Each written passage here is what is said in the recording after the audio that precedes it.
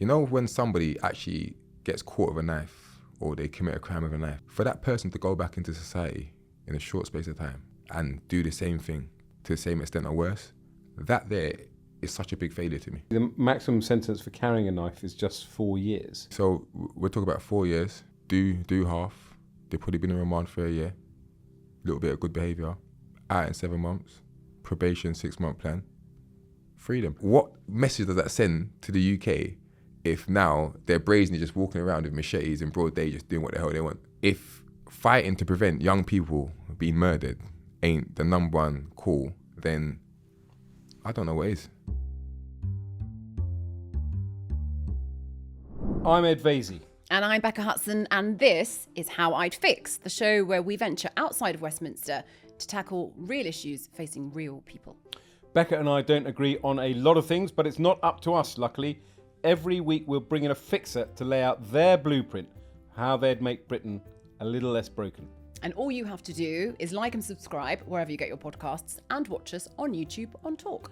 Our guest is going to be joining us in a few moments, and this week we're talking about something very serious. It's made numerous headlines recently due to a number of brutal attacks. Today, of course, we are discussing the rise of knife crime in the UK, which is a very serious issue. At the time we're recording this podcast, it's last week there was an attack by a man with a samurai sword. He's been charged with murder. A 14-year-old boy sadly died in that attack. But we also know that there is a death by stabbing pretty much every week in London. A lot of it is gang crime related. A lot of it are young men, teenagers in the prime of their life, killed by a knife.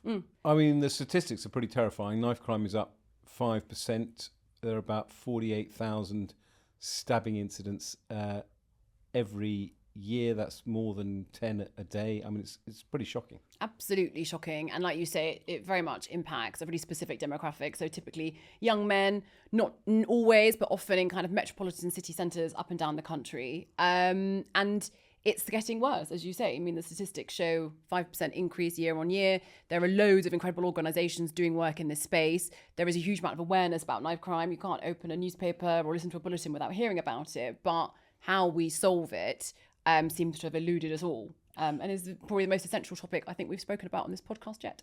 Yeah, and every instinct tells me that this is a problem that you can't necessarily solve, but you can certainly make a big impact on it.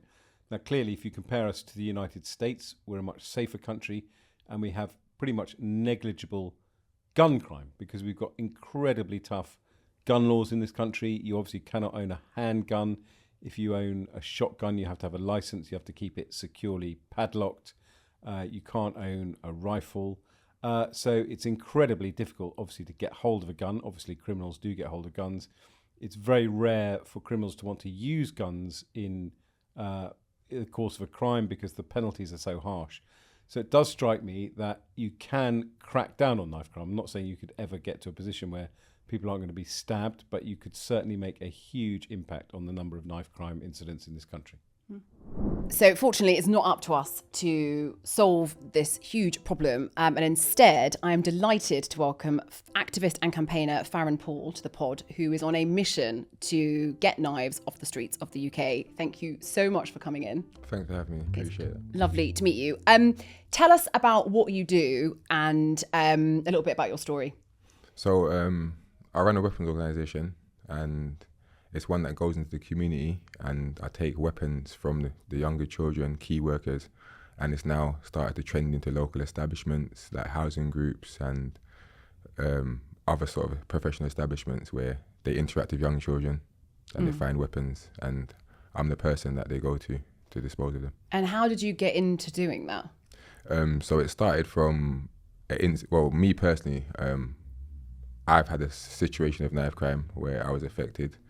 And that in itself, I mean, that once the revenge and the anger got put aside, I then started to turn it into how could I help to fix the problem. And then what really kind of put a stamp on that was when I went to my niece's party, and my daughter was there, and some guys came that weren't invited to the party, but I insisted to come into the party. And because they weren't allowed in the party, they started to brandish their knives in their waist. So me and the boys went down there and we managed to take the weapons off them. And from there, I thought to myself, I want to find longevity in this. You know, if I could find a way that I could take these weapons off the younger children, then it'd be a good thing. And I do believe to some extent I managed to, you know, communicate to these young children that they willingly come to me to get rid of it.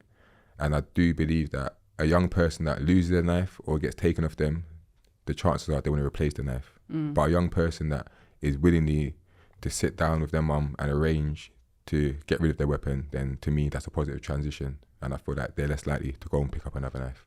So let's talk a bit about the two situations that you talked about. You alluded to the fact you've been involved in a knife incident. You were stabbed in two separate attacks, weren't you? Yeah, that's correct. Both times I was defending someone that I hold close to me, both females. That's a part of my life. And they got into a physical confrontation with a man, and I stood up for them. We had a physical fight, and then after I was stabbed both times. And you survived. I mean, they both sound like they were horrific attacks. I mean, each time you were stabbed multiple times. Yeah, so I was stabbed 9 times on each occasion. The first stabbing, it weren't that bad, and I mean in terms of the damage sustained, you know. There was no like internal damage to nerves and muscle and stuff like that. But the second stabbing, that left me with brachial plexus injury, delayed sensory analysis, severe muscle wastage, and a lot of physical, mental trauma that I kind of had to rebuild from. I can't even imagine what it must be like to be stabbed. The funny thing about it is, when you get stabbed, because your adrenaline is rushing, it feels like you've been punched. You literally feel like a punch. And then obviously, like, when the adrenaline dies down, you start to feel things ain't quite right. But what really stood as a memory for me was when I got stabbed in my neck. When everything calmed down a bit, I could feel the blood trickling. But when I touched it physically on the outside, there was no blood in my hand. It's because I was bleeding inside and it's forming a hematoma. When you get stabbed and you know you've been stabbed in various parts of your body, it's like you got to calm down. You got to control your breathing, because the more you breathe in, the more irate you are, the more the blood pumps, the more blood loss. So I was doing things like holding my breath, checking my air, breathing slowly in through my nose, holding it out through the mouth. Like, that was how I was checking if I had any like punctures to my respiratory system, you know. And then the place that I bleed in the most, my neck, I just put my fingers into my neck and just literally held it in there. And then the funny thing about it is, when the police came, I was just in flight mode. Like, I didn't want to be a part. Like, do you know what I mean? I went straight, even though I was in need of attention. It's like I just didn't want to be a part of the interrogation into what happened. Because let's be real, I just had a fight in public. Do you know what I mean? But at that time, I weren't aware of the extent of my injuries. But at that time, by the time I got to the hospital, I had already lost 40% of my blood. Out of the 5 nerves that run down the side of that controls each side of the body, 4 of them were cut straight through. The 5th one I severed. So you can just imagine that getting stabbed, and it's almost like I had a circuit break. Because when it happened, it was like a big flash of white, and I don't know if you remember, like, do you remember how the TVs used to go when you left it on too long? Yeah. And then it makes that little ringing sound, and it goes to all the little black and white dots. So it's a big flash of white, then the little black dots, and then ringing. But that was when my circuit broke on my nerve connection, and then my arm just went down. I couldn't move it. Because obviously at this time I'm still physically fighting. I'm looking at my arm like, hey, like, come on, like, I need your help. And it just weren't working. He just kept stabbing me. I was like, that's a bad one. Then I fell on the floor, and then I remember I fell on the floor, and like I span over, and I started like crawling away, and I just heard footsteps again. And I looked behind, it was him again. I was like, oh, sod, man. Then he just come over and he stabbed me again in my back and thing. And I was like, mate. Then I got up. Then I remember I was wearing a cream top, and then when the police stopped me, I just stay in. I try my best to just stay composed. And then it went from, oh, we heard you had a fight and all the rest of it. I was like, nah, not me. I was like, nah.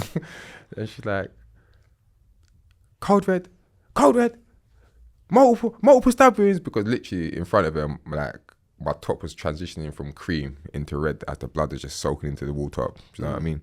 So yeah. And I was trying to say, like, London Ambulance Service, man, it's like, I've got so much admiration and respect for them. And it's a bit nearly shameful that it come from me being in a situation where I felt like the way that ambulance person drove that van and the guys in the back of me, there's like, the guy in the back of me had to say to the driver, slow down, like I nearly rolled off the bed. But like, they weren't playing about it to get there, man. So nothing but respect and admiration for London Ambulance Service, man. So tell us about the incident where you disarm basically the people who are gate crashing your niece's party. So because two things sprung to mind, with, particularly now you've told the story of your stabbing. First of all, what we call PTSD, post-traumatic stress disorder. You know, you're at a party and these lads get knives out. Oh, that's the thing. I won't even that can't be fun. No, yeah. So I weren't even at the party. My brother's at the party, so it's my niece's party. As I've got up there, there's 3 boys there, but there's also a little bit more of a congregation of other children that's come to the party. So I spoke to my brother and I said to him, like, who are the guys? But it was a little bit more obvious than other guys anyway. And I had to kind of understand the logistics of who was where they was. So once I found that out, I must have had the best part of 3 other guys with me, plus my brother. So there's 4 of us there. And then I said to my brother that, listen, we're gonna have to get them at the party without alerting them. Because if we go in there and start trying to alert them, then it's just, like, it's kind of pointless. So what we did, the music's really loud, it's really dark. So what we done, I've got my brother to stand like at the bottom of the stairs here. Then another person's in between him there. Another person's right at the main door. Then I've gone into the party. Then I've literally started tugging them by the back of their jumper, like, come in. By the time they realised what's going on, I've spun them out and pushed them to the other guy. Do you know what I'm saying? Yeah. So by the time it's happened, we're just pushing them out, like literally parcel to parcel, to the point we've got them all congregated to there. It weren't a confrontation. It was more like we did it in a way where it was understanding and, listen, you're not going to get in this party with your knife. It's not happening, not here. Anyway. And then the ones that gave it to me was at the same time, like, I was premature in my program, my amnesty work. So what I did, I just gave them a bit of money at that time, like, just to kind of like take away that, oh, you just took my knife off me kind of so thing. there's no loss of faith. Yeah, there's no loss, do you know what I mean? So it weren't just like, give me your knife, shut up and go away like that. And then I said to myself, I want to have longevity in this service. And then that's when I realised that, you know, giving young children money for knives, they can just make that a thing where they come and get any sorts of knives and then they can go down the road and buy drugs or another knife with it. So that's when I moved over to putting it into voucher form. And the voucher form would allow that, listen, the only thing you can buy with JD Sports voucher is something for JD Sports. So if your trainers cost £180 and you've got £20, £30 for vouchers, just know it's going to cost £150 now. Do you know what I mean? And from parent to son, who don't want a bit of a discount? That's good, isn't it? Yeah. So you give them vouchers. So let's talk a bit about the ideas you've got about tackling knife crime, because obviously this podcast is all about you being the boss of the policy and you've got the chance to implement it. Okay. And we talk it through with you, and you're quite hardcore on locking people up. Yeah, well, I believe that, you know, if you do the crime, you should do the time. And a lot of people say, I just feel like there's not enough of a deterrent for a young, naive, impulsive child to think, if I do that, I don't want to have to face that consequence. And when a lot of children are going to get arrested for knives for first-time offences or second-time offences, and they just get put on a probation service or a knife awareness course, and I'm not sure if anyone's aware that there was a knife awareness course a few years ago where 2 children who'd been arrested for knives got put on a course and one of them killed each other, you know. So how much that work? So people turn around and say, oh, but you America gives heavy sentences for things, but people still do it. Yes, they do. But guess what? Do you know what? If someone does do it and we do give them a bigger sentence, then that's a problem that we'll have to deal with for a longer time. It's just that simple, innit? Do you know what I mean? There needs to be some sort of deterrent that's going to make some child, some person that don't really care too much about where they're going to be 10 years later down the line, do you know? And I just feel like some accountability has to be taken at least from that young person who's doing, like, how can you say heinous crimes? Like, do you know what I mean? It's murder. It's murder. We're talking about murder here. We're not talking about shoplifting or selling drugs. Do you know what I mean? We're chatting about a young person that's going to kill another young innocent person. So I just feel like their crimes, in terms of the punishment, it need to represent that. You make it's a very fair point. So about 30% of knife crime ends up with a custodial sentence. So there's a lot of people who commit these offences then don't end up going to prison. Do you think there's any worry though that there's kind of the recidivism of people going into prison, so then people are more likely to offend once they've been into prison? So you go in and but then I'd say this, either learn other forms of criminality or it reinforces criminality, and you come out and you're more likely to reoffend. Yeah, but we're not talking about fraud here. We're not talking about drug dealing. We're not talking about theft of cars, right? I feel like victims of that, they can rebuild. It's very hard to rebuild an injury that's made you now paralyzed or that's gave you brain damage. It's very hard to rebuild the mum's hope and faith of a child that she's had to bury that she's never going to see again, you know? So I think it just needs to be really considered and put into proportion, because as I say, you know, if fighting to prevent young people being murdered ain't the number one call, then I don't know what is. It is interesting, isn't it, that as Becca said, only a third of people get a custodial sentence, and even when they get a custodial sentence, it's only about 8 months. And actually, the maximum sentence for carrying a knife is just 4 years. See, so we're talking about 4 years. Do half. They've probably been in remand for a year. A little bit of good behaviour. Out in 7 months. Probation, 6-month plan. Freedom. Mate, listen, I don't feel like it's adequate. And I will shout it from the rooftops. I don't really care in anyone's opinion for how I feel about the consequence of a knife crime. Because imagine that someone, you know, when somebody actually gets caught with a knife or they commit a crime with a knife, for that person to go back into society in a short space of time and do the same thing to the same extent or worse, that there is such a big failure to me. Can you just give us an insight into kind of the knife culture, if you like?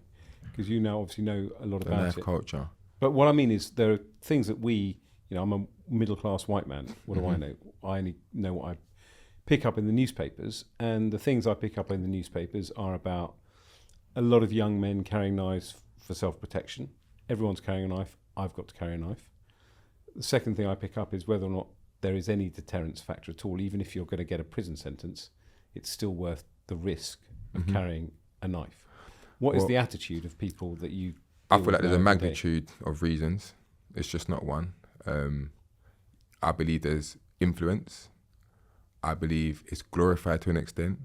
I believe that accessibility is very easy. I believe in terms of aesthetically, some people like the way these weapons look. I don't know if you've noticed in the last 10 years, the weapons have become from just being knives used for purpose to knives that look visually nice. And then I feel like even some children, they're so half-hearted in actually using a knife that the bigger the knife, maybe the bigger the deterrent for the op. You know, if mine, and then I can actually stay further away from you and still do what I've got to do. Like a real premeditated, serious madman, he would be happy with his 3-inch knife that he can conceal. Do you know what I'm saying? But he's got his intent. These children, even physically, the size of these weapons compared to them, and you need to understand how much thought and process goes into a young person concealing a knife, hiding it from their parents, putting it down their trousers, commuting halfway across London to go to where they've got to go and commit a crime, and then have to leave the scene of the crime with that same knife and make the same way back. It's ludicrous, but it's still very, very possible. And I don't know if everyone's realised, but we're having a lot of stabbings that's resulted in murders or horrific injuries in broad daylight in public stations. Trains, like in public environments where you're going to have everyday people going to school, going to work, children. Like, what message does that send to the UK if now they're brazenly just walking around with machetes in broad day, just doing what the hell they want? To me, this government and this local authorities, that they should be, how can I say, embarrassed to a certain extent. The government can really stamp their feet down on things in this country and halfway across the world if they really want to be involved. I just don't think they're doing enough, and I just think it's for them to be involved in certain things here and certain things across the waters and the resources and the expenditure they put into it, all when your teenagers on your street are in an active war. Because what do wars result in? Death. Every single week you scroll through the social media, there's deaths. I'm aware of a lot of knife crime that happens, but I'm still always get a message and I'm like, how? When? No. It's coming so thick and fast. Do you think the police, I mean, one very controversial policy that kind of goes up and down is the police powers to stop and search? Well, mate, the way I see it is, if you don't stop, if you don't search, you won't find, right? Let's be real. The police are such a big organisation, right? When one thing happens with one of the officers or a certain batch of the officers, it affects all. So all it takes is one bad stop and search, and then it's wildfire, right? But at the same time, I do believe where the police stand in terms of the Metropolitan Police in 2024, some people say Metropolitan Police is considered the most sophisticated police force in the whole world. But your teenagers are running circles around you. Really? Yeah, I believe they are. Because, do you believe they are? No, I want to hear from you. Yeah, I believe that the children, in terms of violence, they're running circles around the police. But at the same time, you have to understand that the police are instructed by people. The police are resourced by people. So whether it's financially, physical numbers, or red tape and go-aheads, the police can only act to what they're allowed to act upon, if you know what I mean. Yeah. There's an argument that stop and search, though, disproportionately impacts certain demographics. So young black men. Young black men, and the harm that does between the relationships between that community and the police. But that's 100%, because me as a young black man, I become desensitized to getting stop and searched. And it was just like, it became normal. Do you know what I mean? I do believe that the way the police conduct themselves with young black men, it's no secret to anyone, they've admitted that there's systemic racism within the police, you can check numbers, you can even check the way that police physically handle a young black man. Like, a lot of people are saying to me right now that, why is it that a lot of black people that get involved with maybe the armed police and stuff in certain situations, why is it they leave in a body bag? And there's people that commit serious crimes and they get to surrender, And I think certain things are quite self-explanatory when it comes to... But that's the tension then, isn't it, Farron? Of course it's a tension. On the one hand, you think you don't find unless you stop and search. But if you stop and search, you create massive tension with the community. The intel needs to be right. But how can you get intel right if you don't know, because when a police officer's going off a phone call of an allegation, then that's what he's doing. But at the same time, when the police officer is abusing his power because he knows that young boy that's with the other young boy and he's caught him with something a little while ago, so he genuinely believes that it's going to happen again. So once abuse of power comes in any sector from the professional standpoint, then it's going to be an outburst and an outcry. Yeah. The police obviously would play a huge role in combating knife crime. The other policy that you've put forward is around licensing, around the retailers and social media platforms that make it really easy for young people, or actually anyone, to buy these knives. Talk us a bit through your plans around what the licensing would mean and how you think that would help. It's just so simple. I mean, what's your job title? You're a chef. Okay, show me your credentials and you can buy knives. Because a chef ain't going to be buying a Rambo knife, is he? He's going to be buying kitchen knives to cut steak, right? Okay, you're a carpenter. Listen, mate, you're going to be in Cuba. I'm going to need to see your work trade cards if you want your standing knife, boy. All right, he's got your standing knife now. You're a camper. You do hiking. You got 15 years experience. Okay, you can get your Rambo knife with the compass in the bottom of it. Do you know what I mean? Even, and then now we talk about the online websites. Even though what's happening is, because in their country it's not illegal to buy and sell knives, they still get to promote in countries where it is illegal to buy and sell knives with accessible portals where the people can go and purchase the weapons, and then the weapons somehow travel all the way across through customs and then go through these mainstream household delivery services and get delivered to children, or go into Amazon drop boxes where the child ain't even got to bring it to his house, so he can just go there with a code and release it with no identification. So what is that? So with them, they should have licensing as well to where they're selling it to. And tell you the truth, if, for instance, it's illegal to buy and sell knives in the UK, or certain products that they're selling is illegal in the UK, they should not be able to distribute nothing through any sort of avenue. I think people would be very surprised how easy it is to get to access this stuff on Amazon and social media. I think people think these are sort of specialist shops, but no, it's so easy. They come and a young man bought 2 knives for 50p each the other day. You know, so yeah, I feel like it can be more. It's not very hard. I believe if certain products were getting sold that was evading tax or something, they'd shut it down very quickly.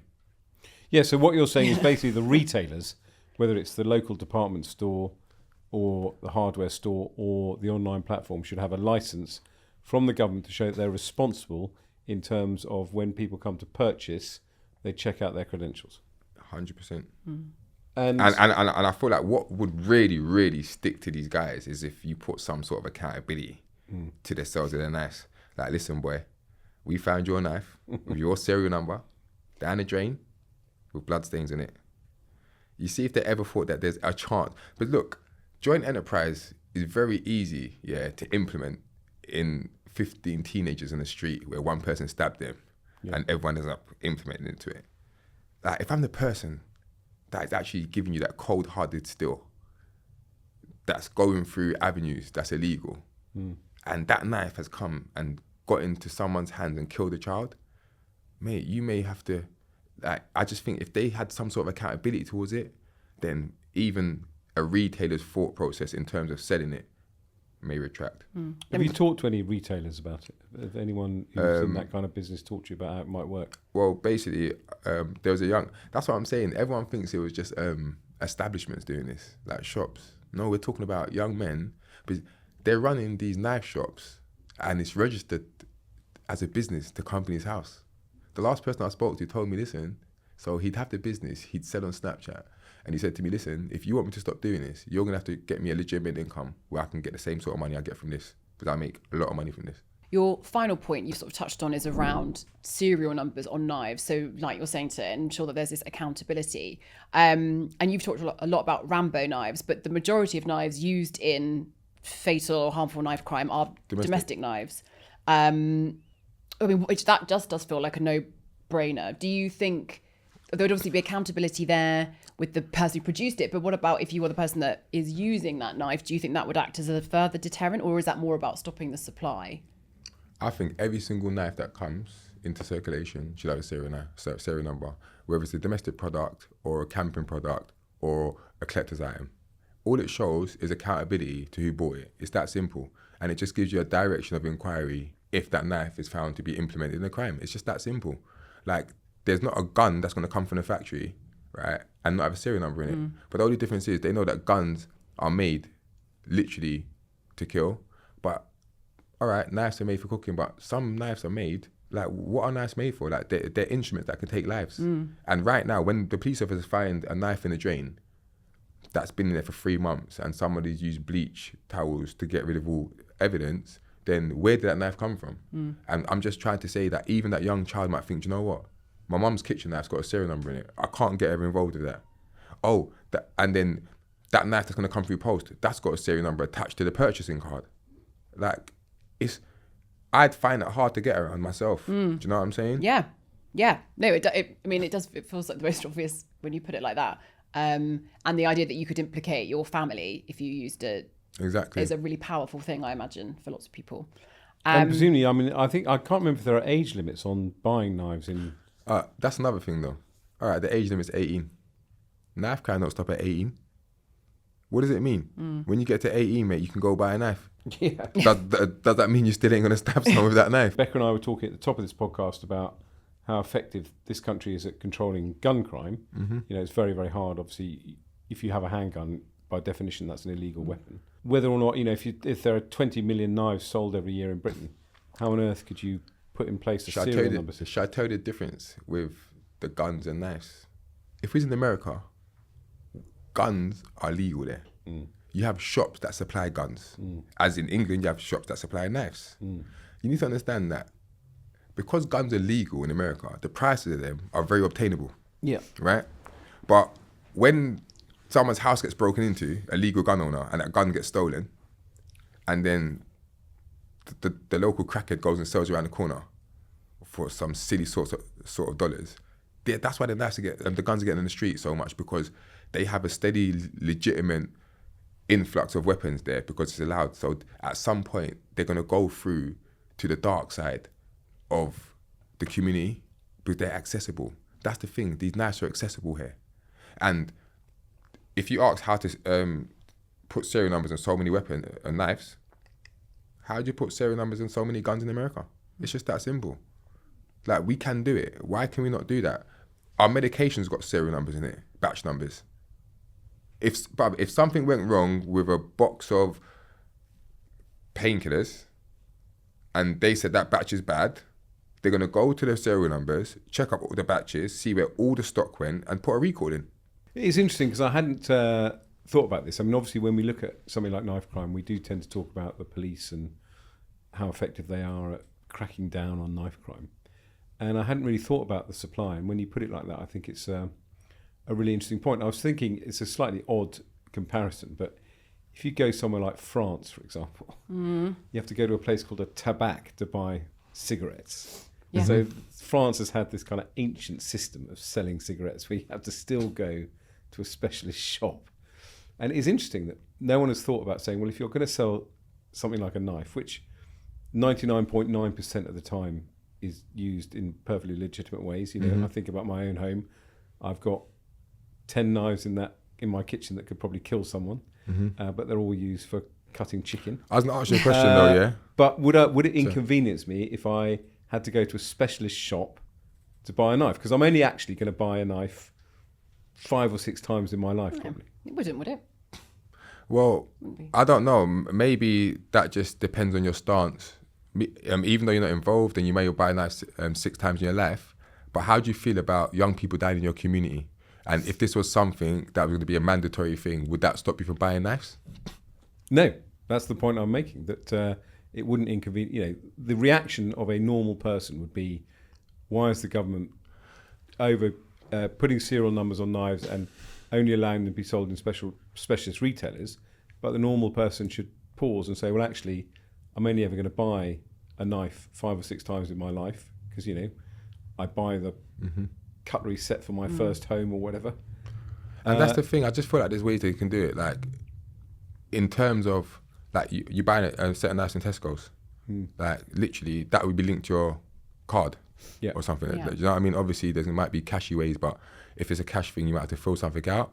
But if there's definitely ways to get around it, man. Like, and also, I think the design of knives. I mean, if you can presumably design kitchen knives in a way that they're designed to cut meat, but you know they don't have a point. Yeah, I've seen. I think there's blunt ends. Yeah, blunt end knives, and I do think that is a good idea because to me, it's going to be very hard to kill someone by slicing them. You know, I feel like the real damage comes when a knife goes in and then it's taken out. Exactly. But the difference is, like, these kitchen knives that's really slick and nice, like even edged, they're made for cutting food. But when you get these Rambo knives with these horrible serrated edged teeth going back and that, it's one set of damage going in. Yeah. It's so long, there's a whole next set of damage coming out. When someone gets stabbed. Well, they should be banned. I mean, I have no problem with banning those.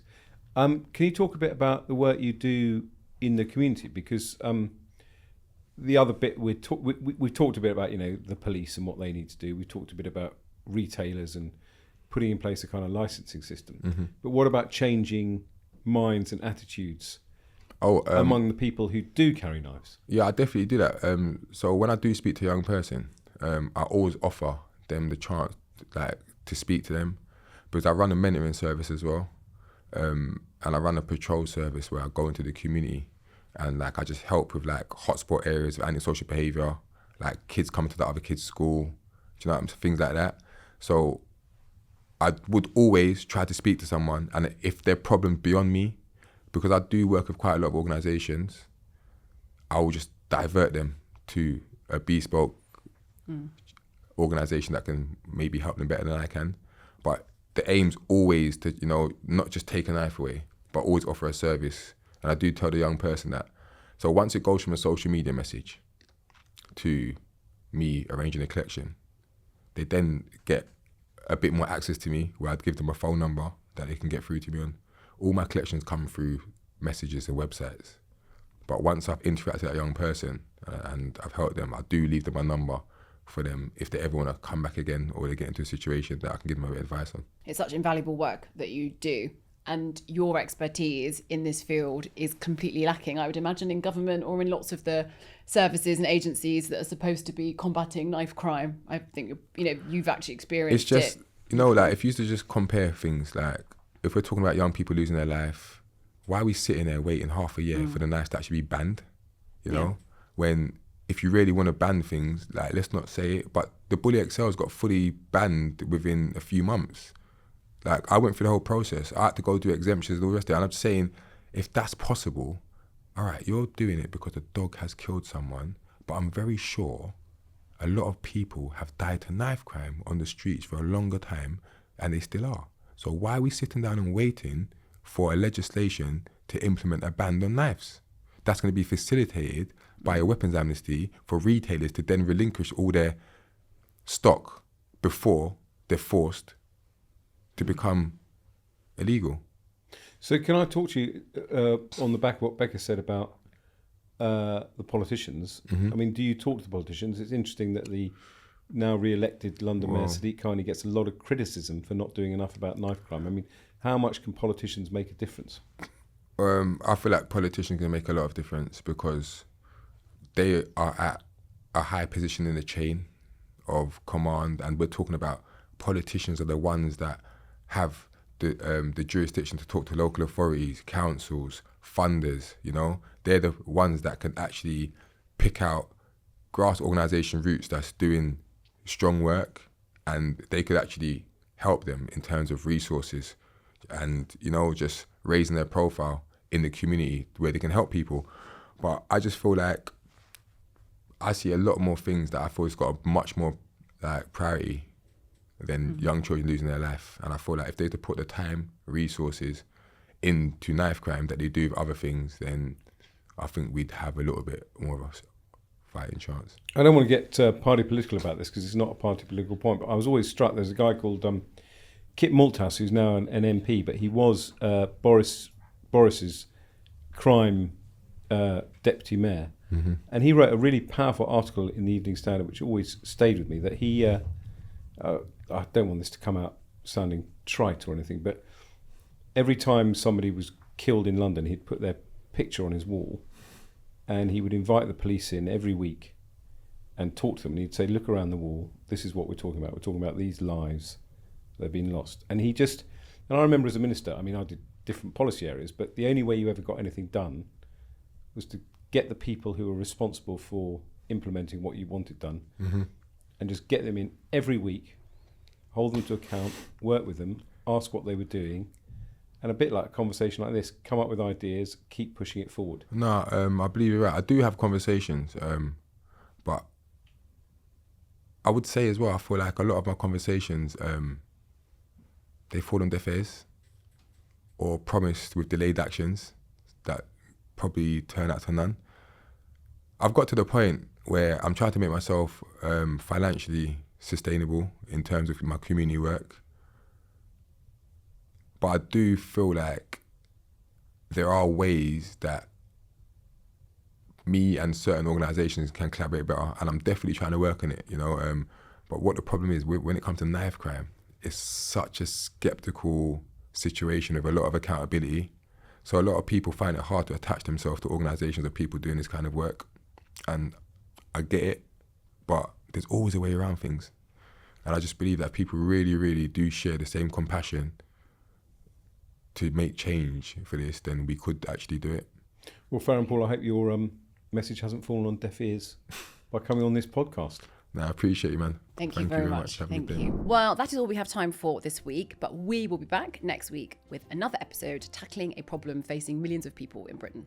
So do join us then, but in the meantime, subscribe and leave us a review wherever you get your podcasts. Goodbye.